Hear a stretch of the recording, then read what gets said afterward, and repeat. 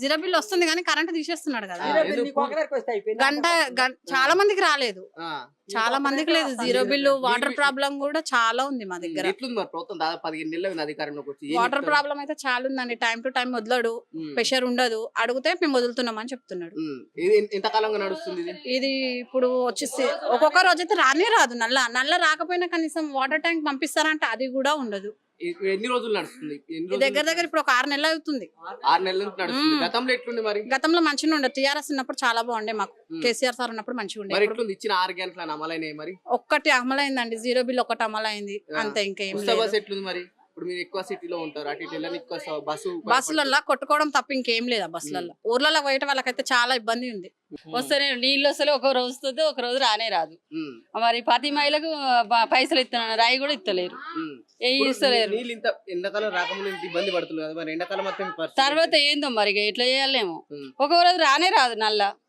గతంలో ఉమ్మడి ఆంధ్రప్రదేశ్ ఉన్నప్పుడు కాంగ్రెస్ ఉండే, మంచిగానే ఉండే, అప్పుడు మంచిగానే ఉండే. ఇప్పుడు బీఆర్ఎస్ వచ్చిన తర్వాత అంత కొద్దిగా నీళ్ళ సమస్య తీరింది. మళ్ళీ కాంగ్రెస్ వచ్చింది కదా, తర్వాత కనిపిస్తుందా? ఇక అట్లనే ఉన్నది, ఏం నీళ్ళు లేవు, ఏవి లేవు. కరువు వచ్చింది, కాంగ్రెస్ వచ్చినాకనే కరువు వచ్చింది. మేము వాళ్ళకన్నా మంచిగా ఇస్తున్నాం, వాళ్ళకన్నా ఎక్కువ నీళ్ళు ఇస్తున్నాం, కరెంట్ ఇస్తున్నాం అంటుంది కదా. ఏమీ లేదు, అన్ని వాడు ఇల్లు నింపుకునే ఉంది. అసలే రాదు. వాళ్ళు ఇల్లు నింపుకు 5 సంవత్సరాలలో వాడు కోటేశ్వరుడు అవుతాడు, మమ్మల్ని మొత్తం గరీబులను చేసేస్తాడు. ఇప్పుడు వాళ్ళు ఇయ్యనంత కరెంట్ బిల్ తీసుకుంటారు, మేము కరెంట్ బిల్ తీసుకుంటలేం అంటున్నారు. కరెంట్ బిల్ ఒకటే వచ్చింది, ఇంకేం రాలే కదా. మీకు ఉచిత కరెంట్ నీళ్ళు అయితే మొత్తమే రావు.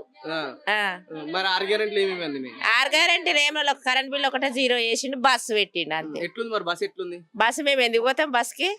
అది అవసరం ఉన్న వాళ్ళు ఎక్కుతారు, అవసరం ఉన్నప్పుడు కూడా మాకు బస్సు దొరకదు. దానికోసం అసలు వెయిట్ చేయం, దొరకదు.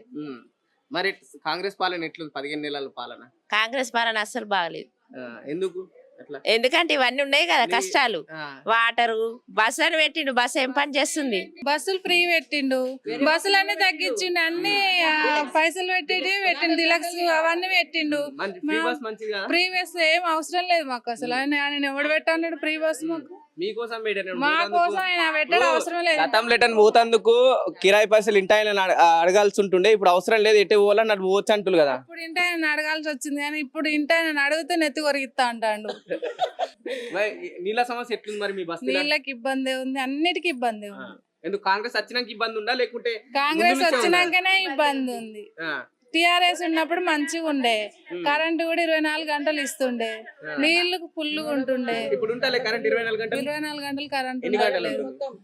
మధ్యలో గంటలు తీసేస్తూనే ఉన్నాడు. మరి ఈ బల్లులు తొండలాలనాయి అవే పోతున్నాయి అంటున్నారు కదా మరి రేవంత్ రెడ్డి.